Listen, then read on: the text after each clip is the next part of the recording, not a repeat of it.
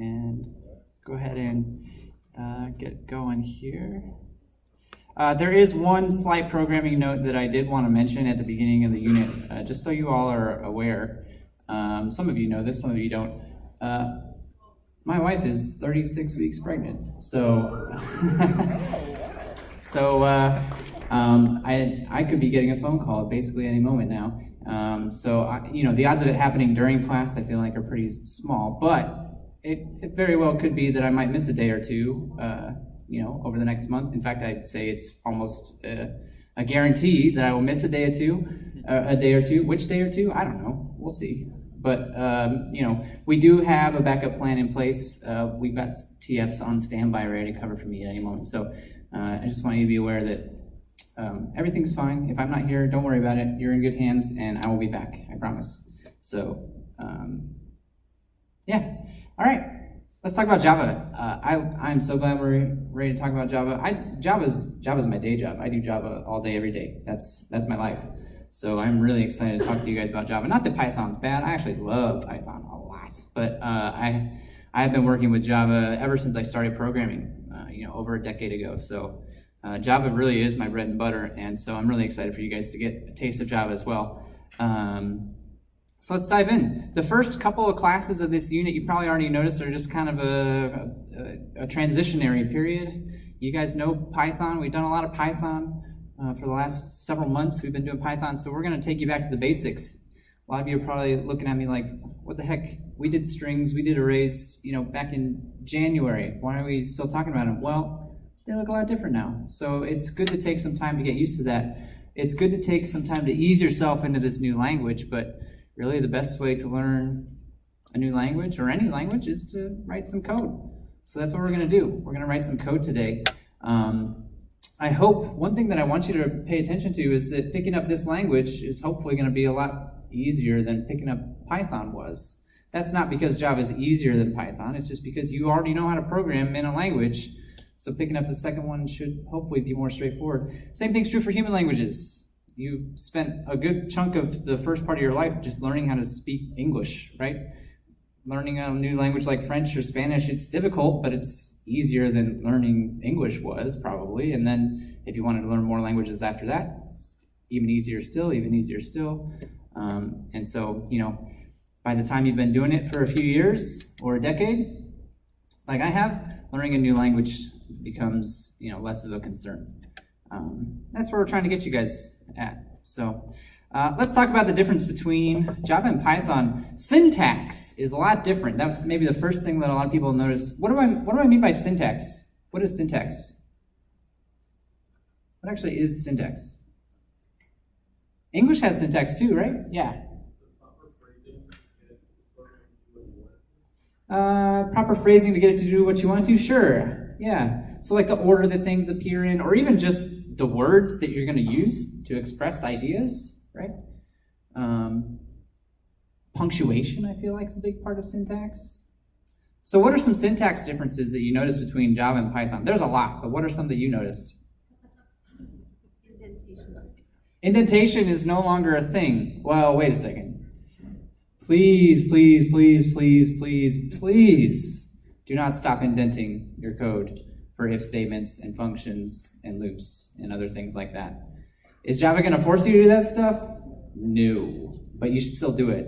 And if I see you not doing it, I'm going to call you on it. I'm going to tell you that right now. That's a big deal to me. Not just indentation either, but other spacing kinds of things. Keep your code neat. Keep it clean. The good news is that actually a lot of good IDEs like IntelliJ, the one that we're using, will help you with that. They have tools that will help you with that. What are some other syntax differences you noticed? Squigglies. Yeah. What are those called? Curly brackets, curly braces. Yeah, we used those in Python, didn't we? For dictionaries, that's right. Yeah. What are we using them for now? Everything. All of it. So beginning and ending of methods, beginning and ending of classes, beginning and ending of loops, if statements, things like that. So we don't have indentation. That's how Python did it, right? Python didn't need braces there because they use indentation. Well, Java doesn't. Java doesn't use indentation, so we're going to use curly braces to specify the beginning and end of those blocks instead. Other syntax stuff. Semicolons. Some of you, I think, have noticed that I already have just got this deeply ingrained habit of putting a semicolon at the end of everything that I type. That's where it comes from, and you're gonna be there too, very soon. Python does not require this of you, although you probably noticed that when I did it, Python didn't really care. They're like, yeah, whatever, because it's such a common thing, like a period at the end of a sentence, that most languages, even if they don't require it, are just like, yeah, whatever. We get it. Java, though, absolutely 100% does require those semicolons at the end of the line. Any other ones you notice? I'm sorry? Print. Yeah, so what did print look like? System.out.print. Yeah, system.out.print. Or print line, yeah. So there's a good thing about Java. It can maybe be a little bit more flexible in certain circumstances than Python, maybe less flexible in other circumstances than Python. So the names of things in general are just going to be different. Can Java do the things that Python did? Yeah, but the names might be a little bit different. Yeah. Am I right in saying that classes are on the opposite side of the period? Classes are on the opposite side of the period? I don't think so, but I am glad you noticed the dot notation is still being used. It's still object.method. You'll notice though, I mean, even a statement like system.out.println, that's 2 dots. We're used to usually using 1, but certainly possible to string those together to have multiple dots in a single statement. But yes, it is object dot, maybe another object dot method. Yeah. So the whole business about variables and defining variables. Yeah, so let's talk about that. Somebody was asking me about variables. That's sort of my next question up here. Dynamic typing and static typing. So what the heck's that about? Which one is Python? Dynamic. And what do we mean by that? What do we mean by that? In the back, did I see a hand? Yeah. I don't have to tell Python what kind of a variable it is. It just figures it out based on the values that I tell it. If I tell Python number 7, it'll say, all right, this is an int. If I tell Python 3.14, it'll say, all right, this is a float or a double. Java, not that smart. Java, we have to actually tell it what the types of our variables are. So now when I declare a variable, it's not just variable name equals something, it's data type variable name equals something. This is, I think, when I see people go through this transition, that's one of the things that I think takes people some time to get used to. Not that it's difficult, you're just not used to doing it that way, right? You've got different habits. You'll get used to it though. You'll definitely get used to it. It has some advantages. It might seem like extra typing, it might seem like extra work on your part, but there are some advantages of doing it this way. Namely, it makes you think about your data types before you create variables. In Python, it's very easy to not think about that and just create stuff left and right. So Java forces you to think about those data types before creating those variables. On a more technical level, this actually has some advantages with performance as well. If Java knows what the data type of each variable is before it runs your program, it can make certain optimizations, it can make certain decisions on your behalf that Python is not able to do because it doesn't know what that variable is until it actually gets created, until it actually gets run.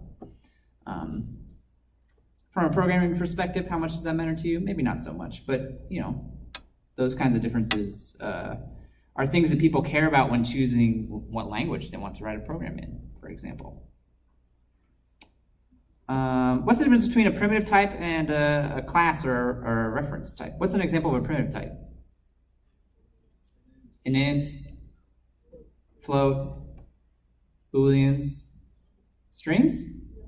No, not strings. So strings is an example of a class or a reference type. So what actually is the difference? How do we draw that line? How do we make that? I'm sorry? The reference type, if you're dealing with the reference type, Reference type you can do methods with, or I agree with you, right? So a reference type means that what I actually have is an object. An object. A primitive type I think of as a basic building block, right? Primitive type. If I think of all the data types that exist in the world, that's a lot, right? That's an infinite amount actually, and there's an infinity number of data types that exist in the world. But if I boil them down to the smallest possible chunks that I can, they can't be made any smaller than these chunks. I end up with ints, booleans, doubles, things like that. And so then when I create an object, I take primitive types like ints, booleans, and other data types, and I use those to create my object. But we can stack it up even further, right? I can use objects to help me create other objects as well. And we'll see that as we get into more complex design. Although one important takeaway from Java, I'm not sure how much detail they went into on this in the prep work, but when we say Java is an object-oriented programming language, we really mean it. We really, really, really mean it. Yep. Where am I going to find objects in Java? Everywhere. Everywhere. Everything in Java is an object. I cannot write a single line of code in Java without putting it inside of an object, without putting it inside of a class. It is not possible. So in Python, classes were optional, right? If I wanted to create classes, I wanted to create objects, I certainly had the ability to do so. We spent a lot of time doing that. If I just wanted to create a series of functions, I could do that. If I just wanted to write lines of code to do stuff, I could do that in Python. In Java, no, we gotta start with a class. Every single program has at least one class in it. Has to. This actually has strong implications for how the language in general works. I'm not going to go into too much detail on that right now because we are going to talk more about objects in the future. Might be coming up on Thursday actually, but if I ever ask you, what things are in Java and you say objects, you're technically right, technically correct. Cool. All right. So we had lists in Python. Spent a lot of time talking about lists. I know that feels like a long time ago. It was a long time ago. It used to be dark outside and 20 degrees when we were talking about lists, and now it's 80 degrees and sunny still. And we're talking about arrays instead. That's sort of Java's closest equivalent, I guess, to a Python list. What are some differences between the two? How are they different? I heard somebody say it. There's a fixed number of items in an array. Yeah, yeah. Arrays can't change their size. When I create an array, I tell it, I want you to have this number of things in it, and then that's it, boom. That's how many things there are in an array, period. In Python, they were a lot more flexible. I could append things onto lists. I could make them longer, I could make them shorter. Any other differences you can think of? Single type. Arrays store a single type. This kind of goes back to the static typing they were talking about before. I can have an array of integers. I can put any integer I want to in that array, but I cannot put doubles into that array. It won't let me. It's an array of integers. Can we have arrays of objects? Love that question. Yes, absolutely. Absolutely. In fact, I know we've talked about this before, but it's such a powerful concept that it bears repeating, and I'm probably going to repeat it half a dozen more times before this unit is over. When we create a class, when we define a new class, when we're defining an object, we're really defining a type. We're creating a type. So anywhere that I expect to see a type, like when I create a variable, like when I create an array, I can use an object there. An object is really just a user-defined type. User-defined type. So yeah. How are they the same? How do arrays behave a lot like lists? They start at 0, yeah? You guys are all used to that now, so that won't be, hopefully, a problem. How do we access information in an array? Index with square brackets, so the syntax actually feels pretty similar, right? What about that awesome operation we could do in Python with slicing? Is that a thing we can do? What's that? Got to use a method for that? it's a little bit more clunky, I guess, is what I think of when describing it. You know, can you do it? Yeah, but it takes a little bit of a different route to get there. That's true of many things in Java, though. If I ask you whether this Python thing exists in Java, 99.9% of the time, the answer is yes. But it's just going to take a little bit of a different route, a little bit of a different path to get to that place. Cool. All right. What else? Oh, here's something that might be a little confusing, but I'm going to toss it out there anyway because I think it's important for you to know. Java actually has lists too.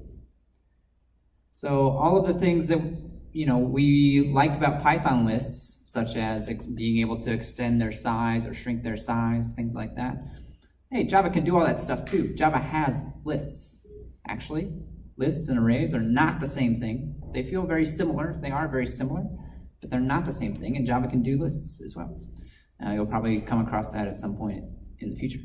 For right now, we're going to stick with arrays because they are important to know. And arrays do cover the vast majority of things that we were doing with lists before.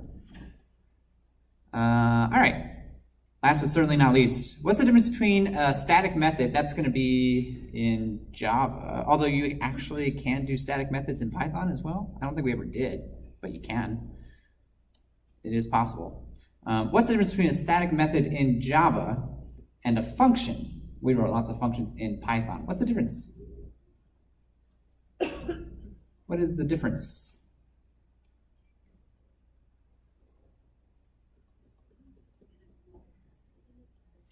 The word method heavily implies that this thing is part of an object. It's part of a class. Function is not. That's really the biggest difference between the two. Functions are part of I had that backwards. Static methods are part of classes. They belong to a class. Functions do not. Python functions do not. Another way of thinking about it is that, in Java, everything's part of a class, so functions are really not a thing that we can do. Functions not really a thing that we can do in Java. Now, in recent years, Java has been sort of trying to, change that a little bit, skirt those rules a little bit. I don't think we're going to talk about that too much in this class, but, as far as we're concerned, we're not writing functions anymore. We're writing methods. Always, always, always writing methods. And we'll see lots of methods when we get to talking more and more about objects in Java. We're going to write a method here in just a moment. But before we do that, are there any questions about this stuff? I know I didn't cover everything that was on there. Is there any stuff from the prep work that you want to talk about? Yeah.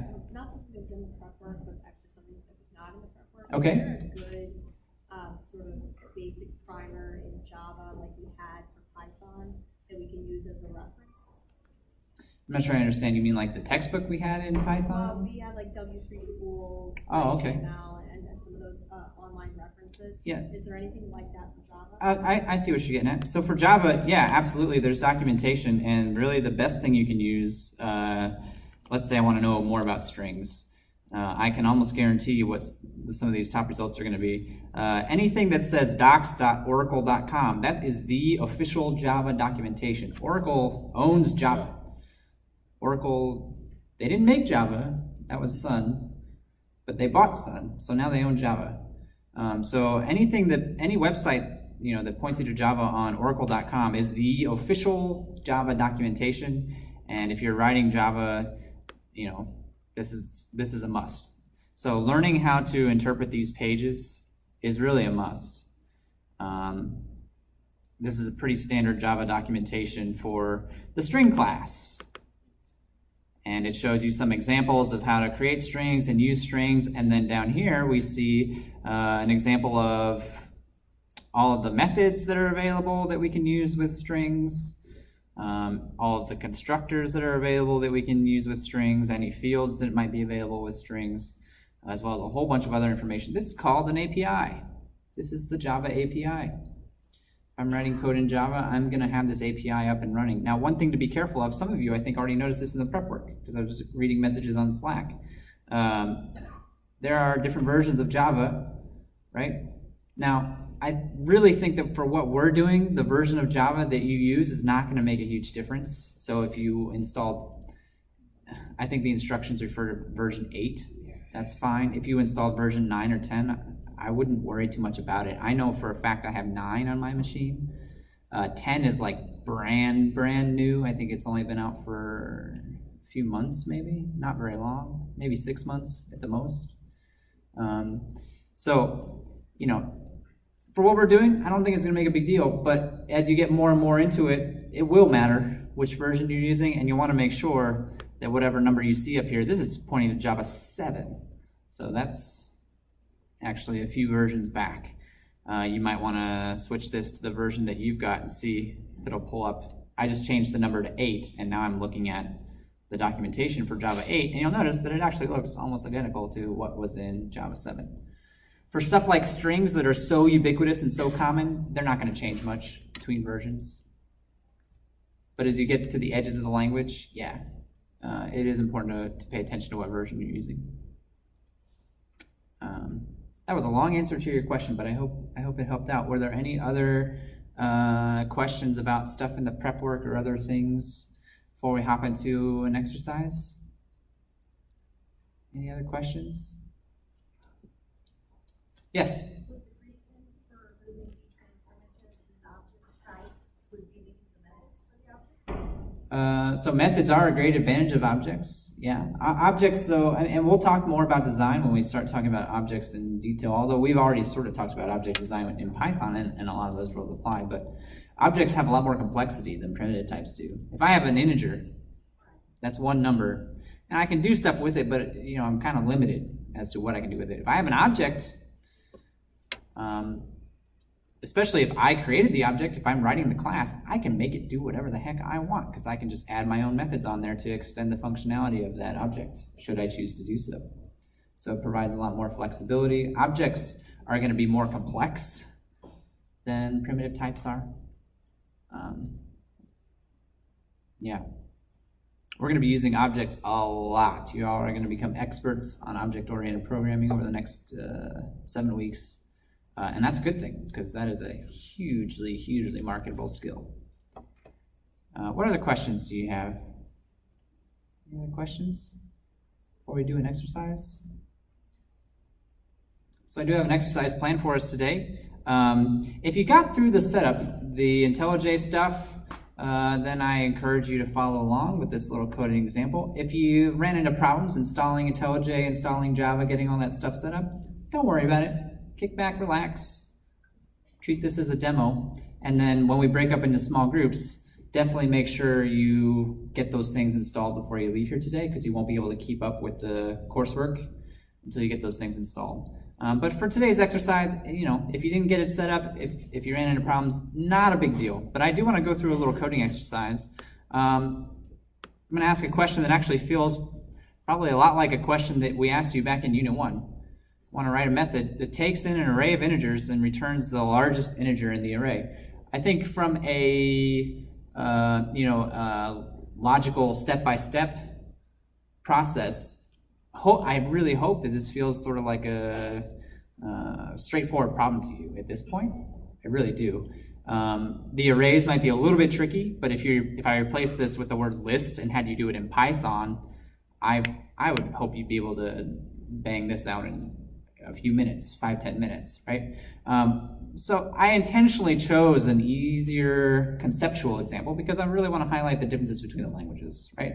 I don't want us to get hung up on how to do this necessarily. I want to focus more on the differences between the two languages. So let's go ahead and do this together as a group.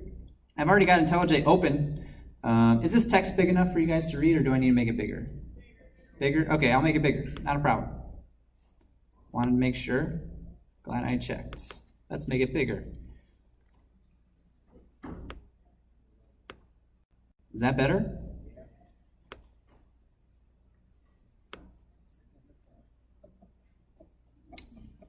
All right. So I have the the Java exercises repository loaded up on my machine. We asked you to do that for prep work stuff. I feel like this is actually the same repository that I used for the last time I taught this class. So if it looks a little bit different than what you have up on the screen, it's probably just stuff from whatever I did last time. So don't worry about it. Don't freak out. It should be in general kind of the same though to the repository that we had you create a copy of for the prep work today. And again, if you didn't get to this step, don't worry about it. We're going to ask you to do that before you leave here today. Just hang out. So I want to write some code that solves this problem.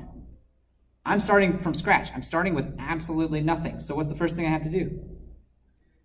Create a class. Everything in Java is part of a class. So if I'm starting a program from scratch, I'm creating a class.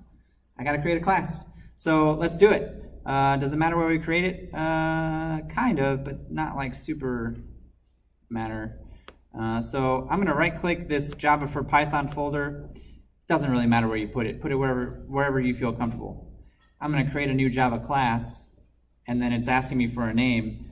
I'll call it array max, since that's what we're trying to do, right? We're trying to find the maximum value in an array. This is actually a pretty crappy object name. I don't like it, but I'm trying to think of how I can make it better. And for the purposes of this exercise, maybe I'll call it array practice or something instead. I don't know. I'm being a little nitpicky, but that's my job. It's my job to be nitpicky.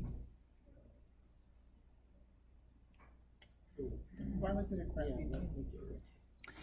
An object name, we actually talked about this a little bit with Python when we were designing objects. What part of speech should an object name be? It should be a noun. So array practice even is like, I don't know. Maybe array max finder or something like that would be a better name for an object. Now it's a proper noun. I really want that object name to be a noun. And if I can't think of a good noun to name it, then maybe I shouldn't be creating an object, right? But design, while it's certainly important, I'm glad you're thinking about it. I'm glad you're asking me those types of questions. We're going to hit that again here pretty soon. Today we're going to keep it pretty simple. So I called it array max finder. You'll see this happen a lot, right? Do you want to add following file to Git? The answer for me is like always yes. So I'll just go ahead and say yes. All right.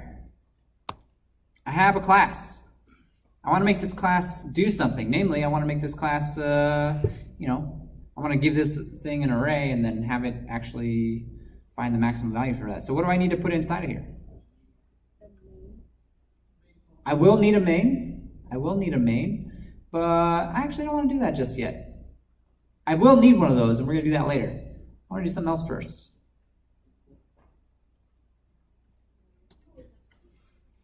So the answer you gave me to put in a main method, I would say, is half right. I want to put in just a regular method, not the main method. I'm going to make a method, just a regular old method, to do this, to solve this for me. And then we'll make a main method later to actually use our method and check it, make sure that it still works. That's where I'm going with this. So I'm just going to create a regular old method that takes in an array and tells me what the maximum value of that is. The syntax, though, looks a lot different. In Python, I type def and then the name of the thing. You see, it's already like, what? It doesn't know what I'm doing. What does Java expect me to type here? If I want to create a method, what is Java expecting me to type here? Either public or private. Public is fine. We'll talk more about public and private when we get into objects here very soon. Public is fine. Then we have this word static. This word's actually optional. This static word is actually optional. But for now, we're going to stick with static methods. In fact, basically everything we're doing so far is going to operate with static methods. And again, once we get to objects, it's really, once we get to objects, we'll really make it clear this distinction between static and non-static methods. What comes next? I I heard somebody say void. What is this? What is this thing that I'm typing? There's a name for it? It's a return type. It's a return type. So when I type the word void, what am I saying? There's no return. Is that what we want here? No, we want to return the maximum value. So what could be a type that I would expect here? Depends on the type of array I'm looking for. Did I even specify in the problem? I didn't. Oh, I did. Integers. So if I'm doing an array of integers, then I expect the return type to be an int. An int. All right, what comes next? The name of the method. So I'll call it find max, something like that. Or just max would have been fine. Either way. Okay, what's next? Parentheses, and then what goes inside the parentheses? Inputs. But inputs have two parts. What's the first part? Data type. So what's the data type of our input? An array of integers. So I can specify that by saying int array with square brackets. That tells me that it's an array of integers. And then I just give it a name. Call it array. That's what it is. So far, so good? All right, what's next? Curly braces. There we go. Any questions so far? We have successfully defined our method. We have not told our method what it's going to do yet, but we've defined it. Yeah? The word array, like that is no it's just what we chose to call it. It's a name. Yeah, you could call it whatever you want. Although I like having descriptive names. Yeah. You could even call it list. I wouldn't be whatever. It's just you can think of it like a variable name. Yeah. Speak again to the void versus but it's like in all the prep work I use the word void, I'm returning something like the area of the rectangle. What's different here? So if I put the word void here and I try to return something like the number 7, for example, I would expect IntelliJ to get mad at me, and it does. I know this text is small. It says, cannot return a value from a method with void result type. I have specified that this method is not going to return anything, and then I return something.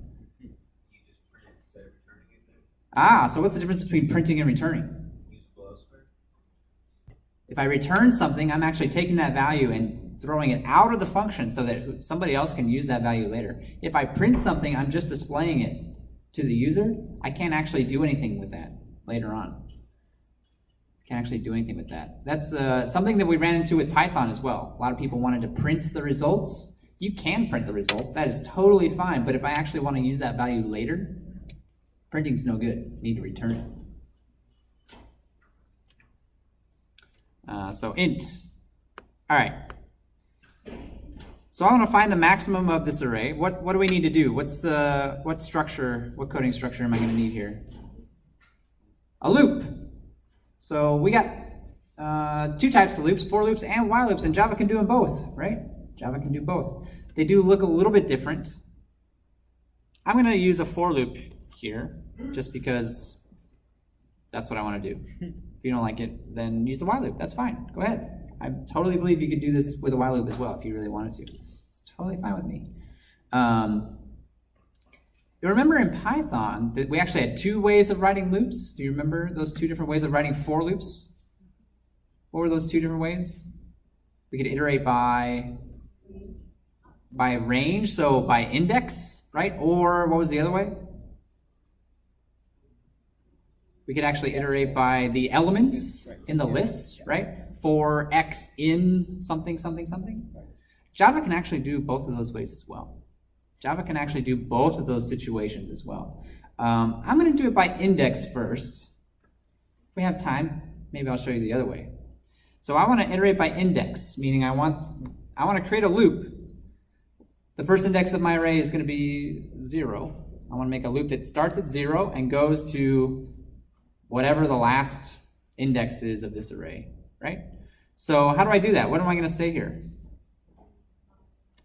Int I equals 0. This is the initialization of our loop variable.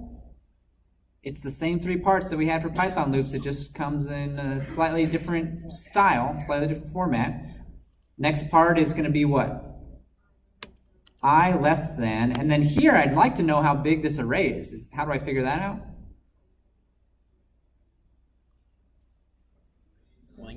Array dot length. Go find the array and tell me how long it is. And then the last part is the increments, the update phase, I++. That's how we typically do that. Or if you prefer, you know, I equals I plus 1 gets the job done just fine. However you want to get there. However you want to get there. We could write a loop that does exactly this in Python. It would just look a little bit different. I'd have to have the length of the array, len, right? I'd have to do the range command in there somewhere, right? But it accomplishes the same effect. And then what comes next? I heard somebody say semicolon. I appreciate the effort here because we do need a lot more semicolons, but actually be careful. Be careful. Putting a semicolon here is bad news. It's basically going to tell your loop to do nothing. It'll sit there and count to 10 or whatever, and then it'll move on with its day. It won't actually do anything. We want curly braces here. You'll notice that with IntelliJ, I type the first curly brace and it pops the second one in for me, right?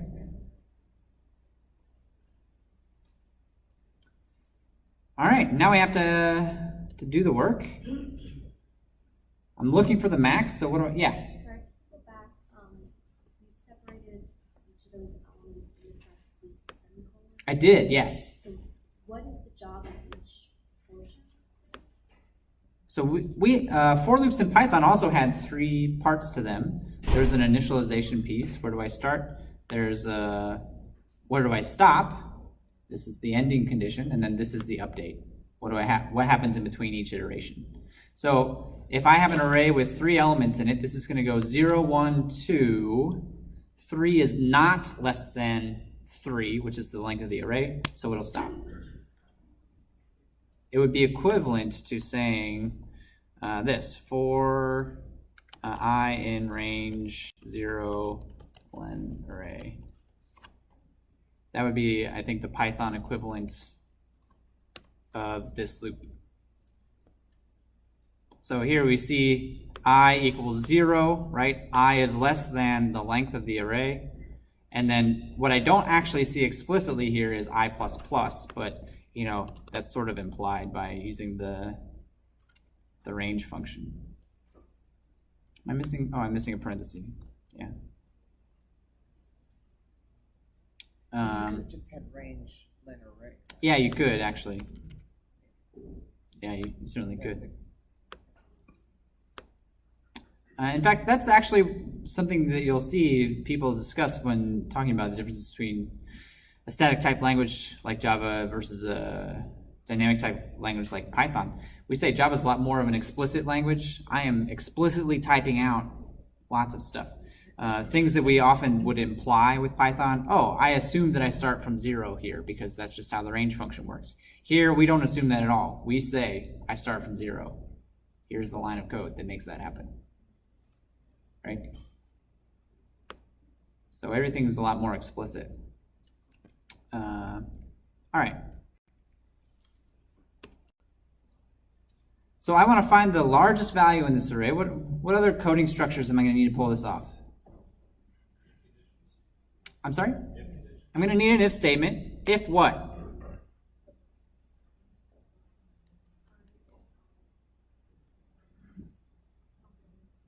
I'm missing something, I think. I need a variable. What do I need the variable for? To store the maximum value, right? To store the maximum value. So I'm going to go back here. I want to create a new variable. So what comes first? The data type, int max, and then what do I start it out as? I'm sorry? 0? No. What if everything in my array is negative?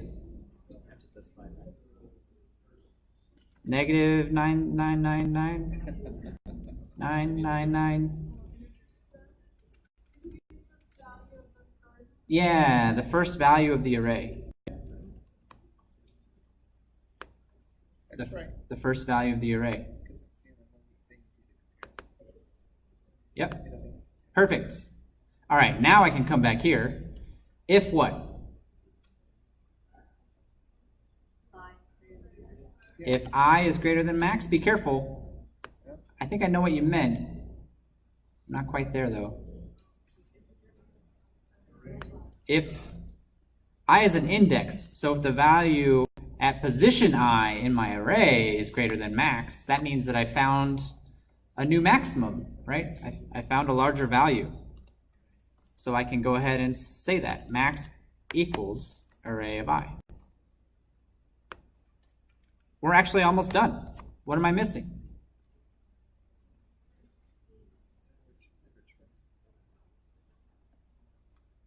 You got it. Missing a return statement. Missing a return statement. If I say that I'm returning an int, I have to return an int. I am contractually obliged to return an integer from this method.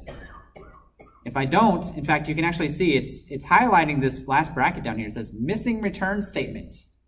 I've told it that I'm going to return an int, and I have not yet done that. So it's like, what's going on, man? Where's this int that you promised me?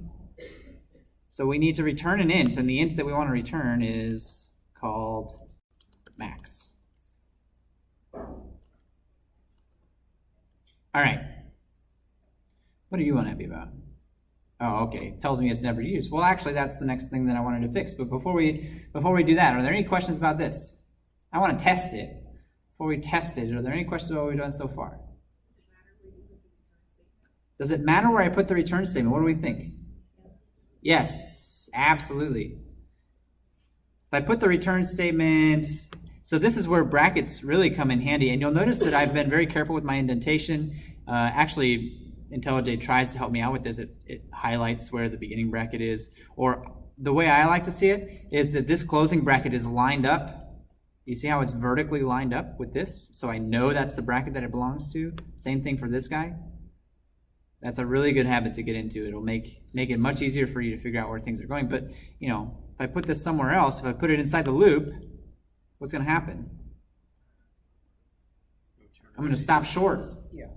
I'm going to stop short. I'll return after the first time through the loop. Well, wait a second. I got 100 other things left to check. That could be the maximum. I need to wait for this loop to finish before I can return my answer. And I know that this loop is done after this curly brace. So that's where the return statement goes. What other questions? So the next thing I want to do is use this. I want to test it out. I want to give it an array and make sure that it works. And so we're going to go back to that suggestion that I heard a second ago, which is to put in a main method. What is the main method? What executes when you run it. So when I run the program, I've got all these methods. Which one do I want to do first? The main one. The main method is where we begin. The main method is where our program starts. So main method has a very specific definition. A very, very specific definition. It really has to look the same way every single time. Public static void main, and then there's a parameter. We know what this is though. When I type this in, what is that? It's a string array called args. These are program arguments. We actually probably aren't going to use these a whole lot, but you can use these to pass additional information into your program if you want to. So when you want to create a main method, this is what it looks like. This is what your main method definition should look like. Your main method is, I like to think of it as the control center, right? It's the bridge of the ship. It's where I can see the layout of everything and say, I want this thing to happen, go. It should be relatively short. If you find that you're writing a program and you're doing a whole bunch of work inside the main method, you're doing it wrong. Ship that work off somewhere else.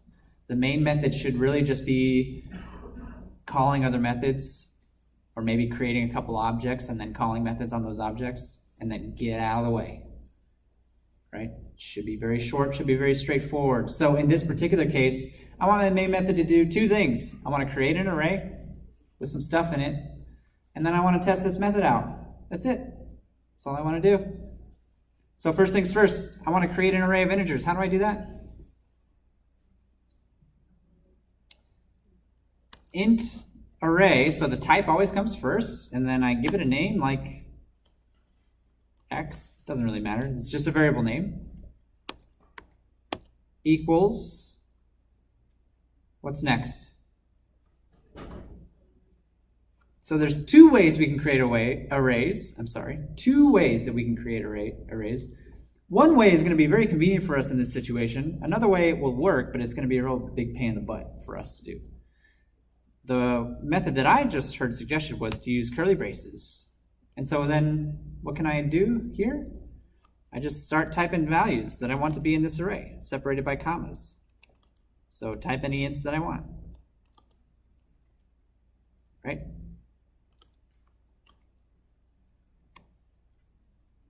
The other way that I can create an array is to do what instead? What's the alternative? It uses a keyword that we haven't seen a lot before, but we're going to see a whole lot. Rhymes with blue. New. I use a new keyword.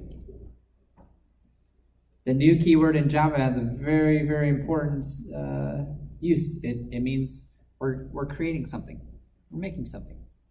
So we're going to see it a lot. So I say new int, and then I have to tell it how many spots I want it to be. This is the alternative that we could do. But this array is empty. There's nothing in it. So then I would have to go through and actually put numbers in this array. Can I do it? Sure. But it becomes a two-step process when I can really do it all in one, like this, with the curly braces. So if you know what values you want your array to have, this way is great. If I want to create an array, but I don't necessarily know what values are going to go in that array, then use the new keyword. Do it the other way. Depends on what you're trying to do. In this case, we just wanted to make some stuff up real quick, so we did that. Next thing I want to do is call the method that we wrote and give it this array. So how do I do that? How do I call this method? I'm sorry? So I can say find max, and then I need to provide it with the input, right? It's expecting an array. We have one. It's called x. Now wait a second. I feel like we've missed something here. What am I missing? It's going to return something, right? So there's two ways I could go about this. I could actually just go ahead and print this directly, or for the sake of keeping things a little interesting, we'll create a variable to store the return value. Create this array, give it to this method. This method goes through, finds the maximum value, returns it. I then take whatever value has been returned from that method and I stick it in a variable. And now I can simply print out the variable.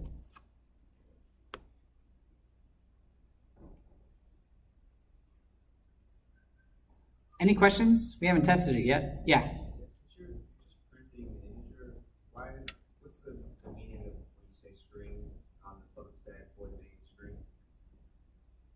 String? Yeah, what's the meaning of that there? So this is the data type for this args value. It's used if we want to input additional arguments to our program. For this program, we actually don't want to, so we're not going to touch it. We're going to leave it alone. In fact, that's going to be the case for a large portion of programs that you write. This is kind of an old way of thinking about Java programs, but you know, it exists because it's always been there, basically. We don't have to use these, but it is still required for us to put this parameter to our main method. Otherwise, it will not recognize the main method. Main method will always be string. What is this referring to? What is that? The actual word string. In fact, that's only a part of it. String bracket bracket indicates that it's a string array. So what is that? That is a it's a type. It's a type. Every parameter to our method has two parts, a type and a name. So this is the type of this parameter name. This parameter is called args. What type is it? Oh, it's a string array. I have a string array of arguments. Those are not existent. Nope, we're not going to use them. Not yet, anyway. You can safely ignore them for now. We are not going to use them.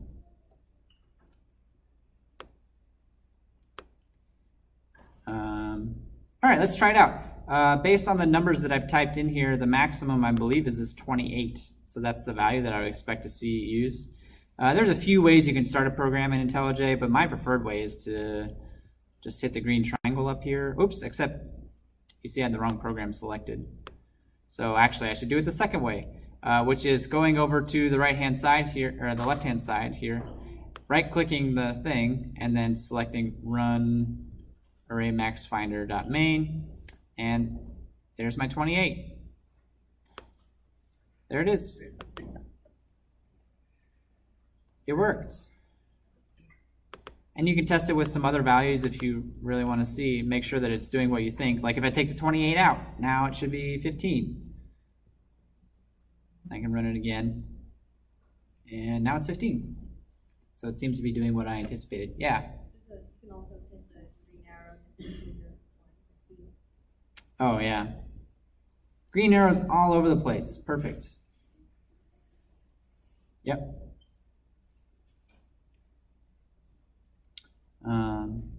So what happened? We started at the main method because that's where every program starts. If I don't have a main method, guess what? You're not running it. It's not going to run. Gotta have that main method. That's where every program starts. Every Java program starts. Created an array, called our method with that array, which returned the value, and then we printed that value out.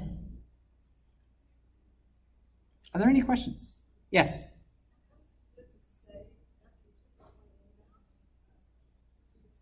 I didn't save.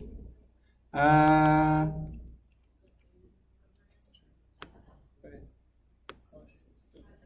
I guess it probably auto-saved. Yeah. Yeah, probably auto-saved for me. The IDE auto-saved for me. Yep. Although, saving is still a good idea in general. In fact, this is not the worst habit that I have. In fact, it's actually a decent habit to have. Hitting Control-S on your keyboard. Some of you have probably already fallen into that wonderful habit. Type a line of code, Control-S, Control-S, Control-S, Control-S. And it starts to invade other aspects of your life as well, such as when I'm talking to my wife on a chat program, I hit Control-S and it's like, what are you doing?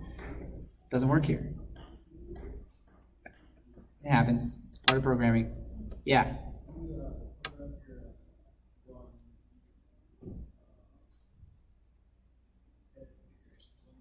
I'm sorry?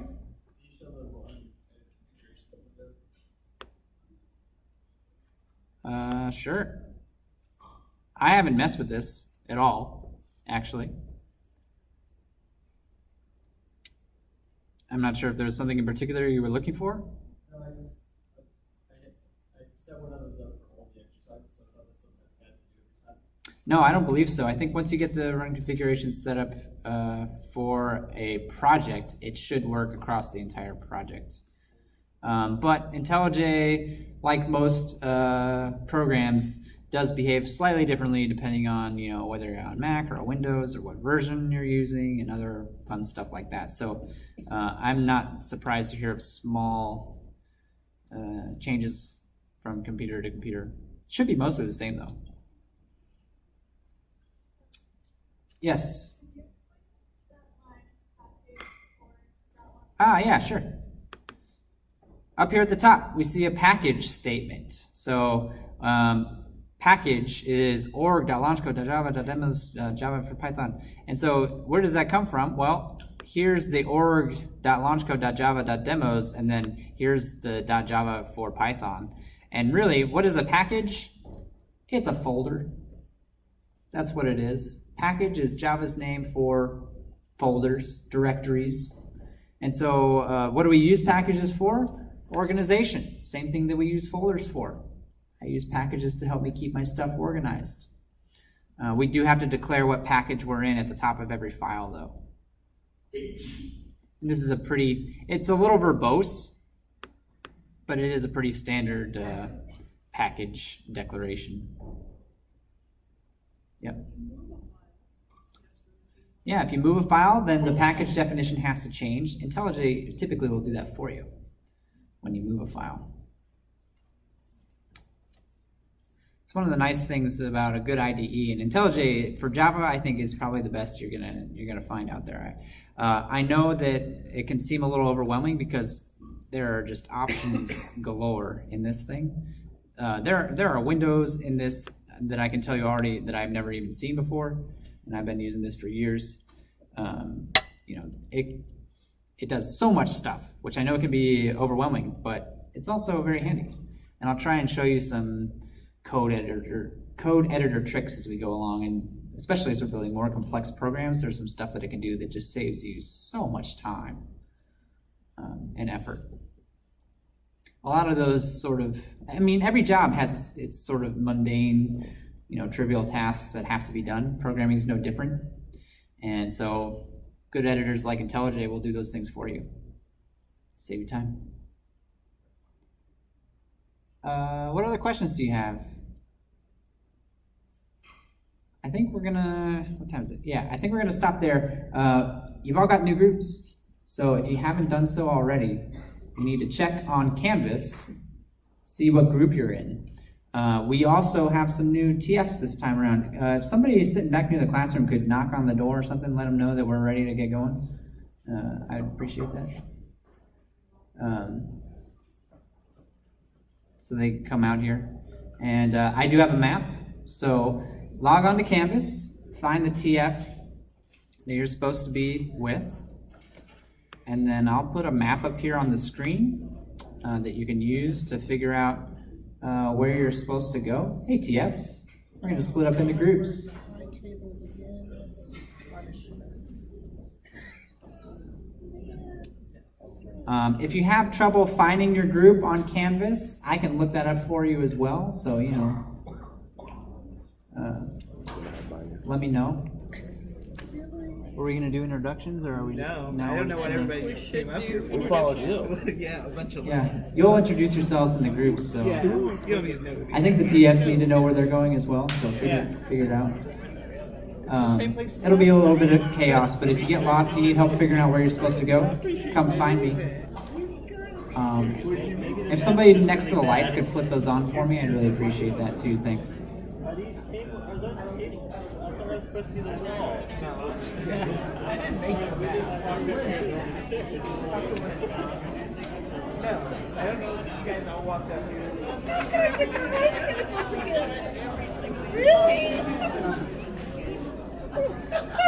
That's hysterical. Are we missing a lot of people tonight? We are, yeah, down 3. We're down 3? Wow. Yeah. Do we have coverage, or what do we... No, we don't. Okay. So we'll play it by ear here. So we're missing You've gone, and Crystal and Sean are gone. So that's these back groups back here, and You've's group. These guys can probably...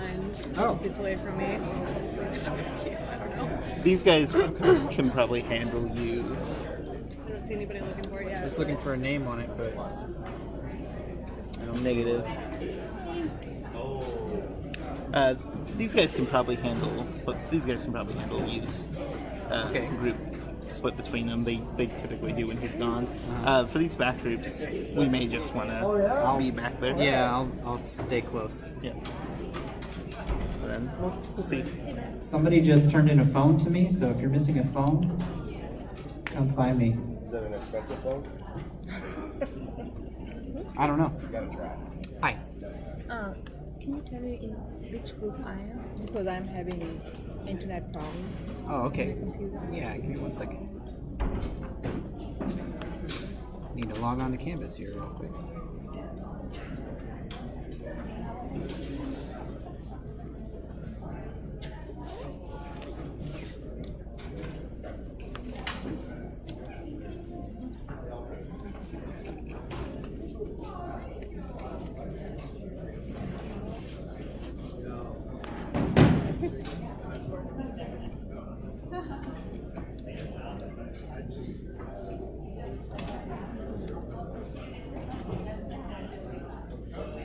Okay, come on.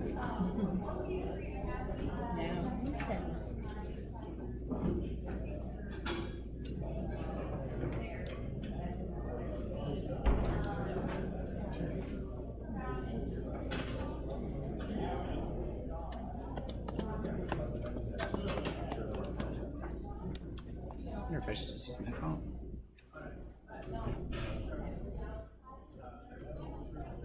Is there a chance I can just quickly swap over the map again one more time while you're waiting? Who are you looking for? Charlie 7. So it's going to be that group right there. Perfect. Thank you. All right.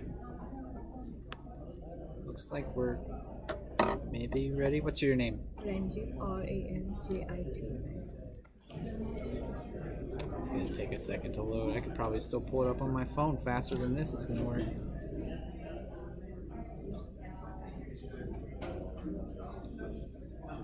It's a race.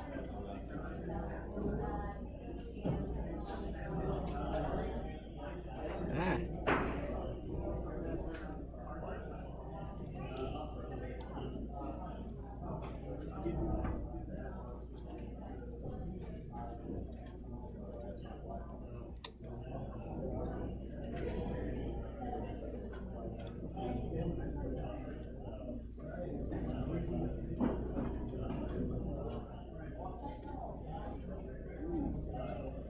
Oh, hey, you're in Todd's group. You're in Todd's group, and Todd is in the very far back corner. Need your group? Yes. What's your name? Jeff. Last name Heater. Heater? Yeah, like a space heater. It's fast. You're in Ryan's group. Ryan is he in the... Yeah, he's in the back classroom, Got so it. all the way back there. Thank you. Last name Carter. First name Muriel. You are in Carolyn's group. Carolyn is in the classroom. If you go in the classroom and then you go all the way into the end, that's your group. Edward Gehring. I'm sorry, say that one more time. Edward Gehring, well, it's German spelling G-O-E. G-O-E. R-I-N-G. Gotcha. You are in Sean's group. Sean is number 6. He's at the tall tables. Can you tell me where 5 is? Where's Crystal? Crystal's in the back corner here, the short tables. Right here? Yeah, the very back table with the short. Okay. Yeah. Also, about what we just did in the walkthrough, all I'm getting are these errors, and I don't know if it's because something didn't get set up right.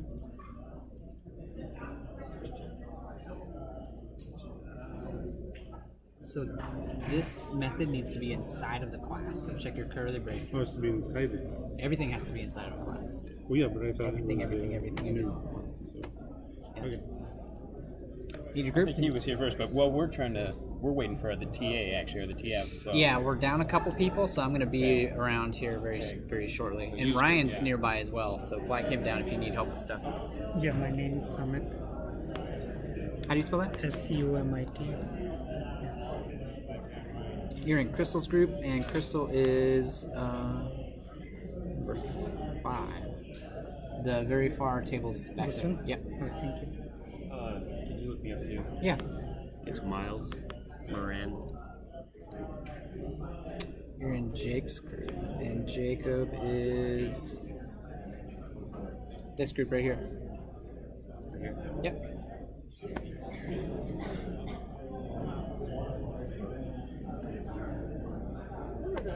Password to backup. Segmentation fault with a capital S and a capital F. Thanks.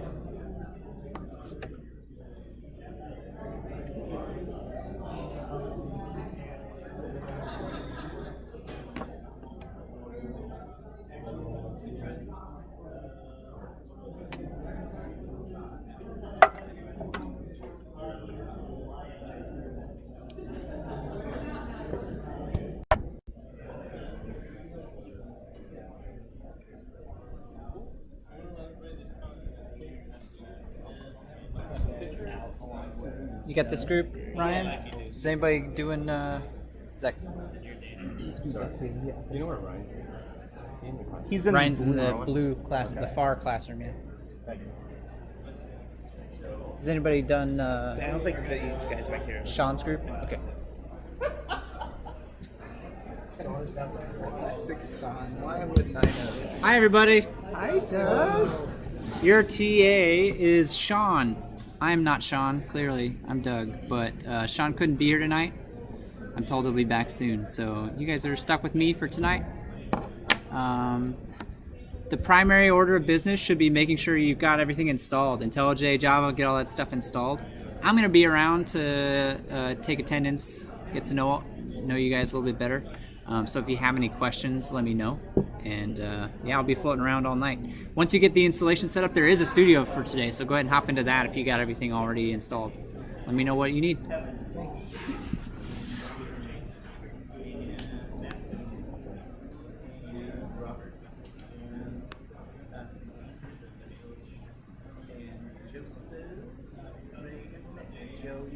So I've done something. Okay. With the setup from GitHub. Mm-hmm. So I thought we would put it in LC101, which I guess is my issue. So it's saying that I have it, the directory exists, and it's not down here, but I can't get to it, like the exercise. So I don't know. I was going to continue using Adam. I'm not sure I understand. After about 2 exercises in, but I don't so know if I try to open the Java exercises, what Java is. So it's just all of this stuff. It's not actually. Oh yeah, I don't even know what that is. Can we delete this stuff and try again? That's what I was trying to do, and I couldn't figure out how to delete them. So just right-click the Java exercises. And super nice, but for this, so far it's like, oh, this is nice. where did they hide it? Such a long list of stuff. All right, go up into File. There's gotta be a way. That's what I was thinking too.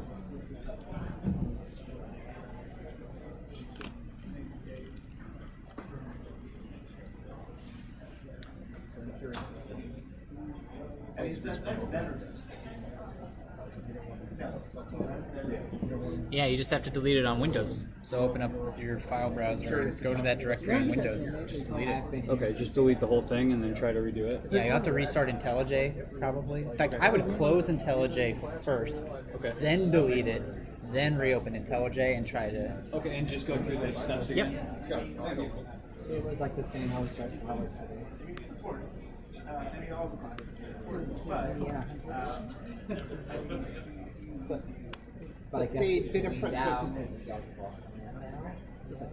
But we've all come in, and then that's why we had two nights, and then like I think Java is down here with initial this class user initial access numbers. So we had 304 I think we started on access. All right, guys. Can I get your name for attendance? I'm Jonathan Thompson. Thompson. All right. Gotcha. Oops. Did you get everything set? Looks like you're going through it now. Getting everything set up. Okay. I've installed it, but I haven't. All right. Let me know if you run into any problems. What's your name, man? Jake. Last name? Wells. Wells. Cool. You all set up and running? I am.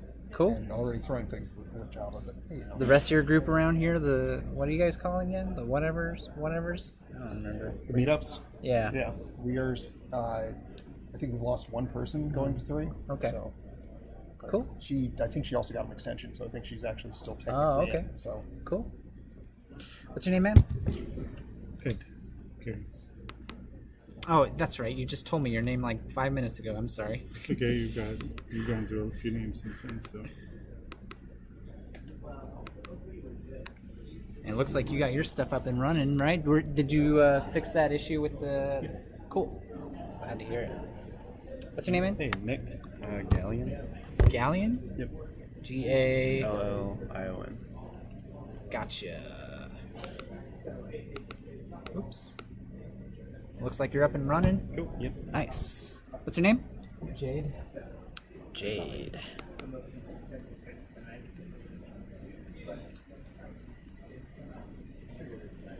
Gotcha. All right, cool. And you're Terry. I know you. Sorry you're at the tall tables again, Terry. You heard me, did I you did, not? I Can you did. even believe the? I thought They didn't. the They didn't ask probability- me. Yeah. Well, no, but the probability that I'd be back at the tall tables again. Come on now. Yeah. It was pretty low. It really was. You should complain to Ryan. It's his fault.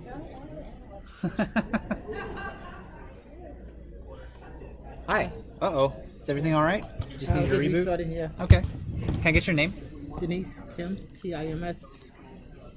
Perfect. Were you? Did you get IntelliJ installed and all that stuff, or is that what you're working on now? That's what I'm working on now. Okay. It should be installed, but I'm restarting this. Okay. after I installed it. Cool. Let me know if you need any help. Can I get your name? Jake, right? BRIGHT. All right. Were you able to get everything set up, or working on it? Trying to delete all the files. Oh, that's right. You just asked me about that a second ago. Yeah.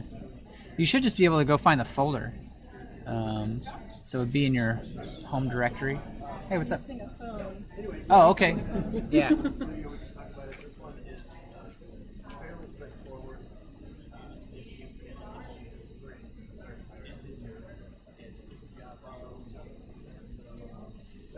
ahead, open up your studio.